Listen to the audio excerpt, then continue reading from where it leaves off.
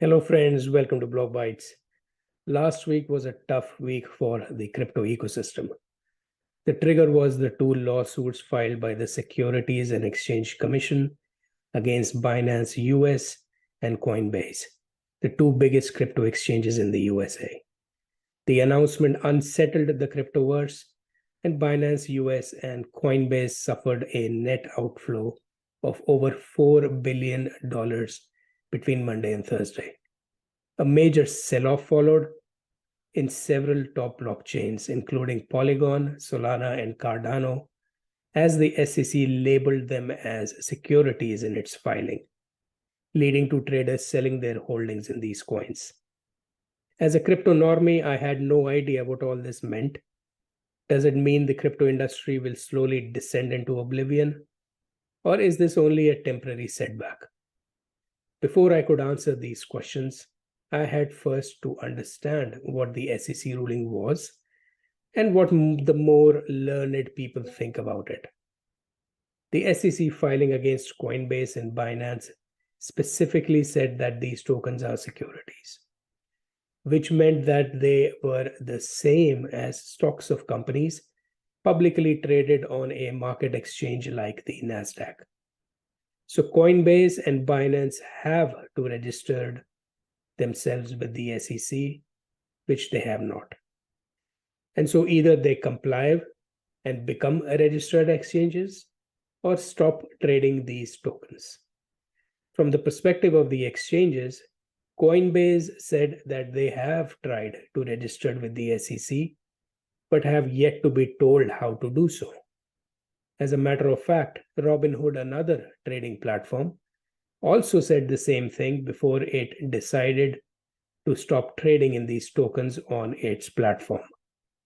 From the perspective of the crypto projects, Cardano and Solana came out and said that they are not securities and should not be treated as one, whereas Polygon said that its token Matic is a global token and not specific to the USA.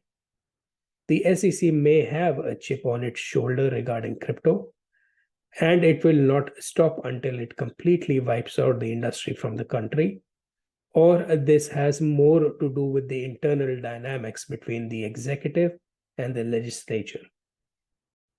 Now, I don't know who is right and who isn't. The court hearings and their decision will reveal that in time. But as a simple retail investor, I am apprehensive about how this will impact the crypto industry, and if this is the beginning of the end for this innovative space. To be clear, I want my capital to be safe and protected. I do not want to be a victim of a phishing scam, a rug pull, or a hack.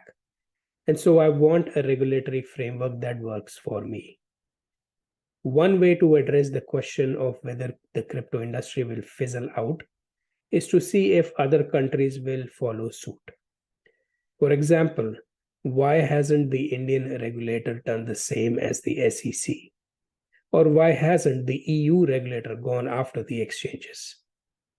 We have heard voices for an outright ban on cryptocurrencies from several countries, including India, which is number 4 in crypto adoption according to the Chain Analysis 2022 Global Crypto Adoption Report. But even in India, despite the 30% tax imposition and the overall hawkishness of its central bank, we do not see its exchange regulator SEBI or SEBI taking action against crypto exchanges like the SEC did, because it does not see cryptocurrencies as securities in the first place. SEBI has clearly said that crypto assets cannot be defined as securities under its existing laws. Additionally, the government accepts that since crypto is borderless, it requires a policy framework arrived at through international collaboration, which the IMF and the FSB are currently working on. In the EU also, crypto assets are not seen as securities at the moment. The European regulator ESMA said in a report that cryptocurrencies need to be defined as there is no one size fit. Also, the definition could be different between its member states, meaning much more nuance is needed before any meaningful policy can be decided on cryptos. The situation in the EU and India tells me that their regulator would rather have a measured approach to dealing with cryptocurrencies, which is a good sign. There are also indications that China could lift its ban on cryptocurrencies. In 2021, China banned Bitcoin mining, followed by outlawing crypto trading altogether. But now there is a possibility that China might remove the ban. If that does happen, we could see a massive surge in cryptocurrency demand. On the other hand, you also have crypto-friendly countries like Singapore, Hong Kong, UAE, and increasingly the UK. Crypto companies are already flocking to these countries as their preferred location, and Coinbase may join them soon. Only time will tell how this turns out for the US investor. I hope their legislature brings about rational policies that protect them and foster innovation in the country. That will be a win-win for us all. So where do we stand now? From what I see, I don't see the SEC action developing into a worldwide crypto witch hunt. In a way, the SEC has taken a very selfish step, jumping ahead of the line only to cause discomfort to others. It would have been much better if it had waited for the legislature to work out the policy in its own time. Also, there are several crypto-friendly jurisdictions worldwide to keep the innovation moving, and on top of that, public blockchain are increasingly being adopted for different applications.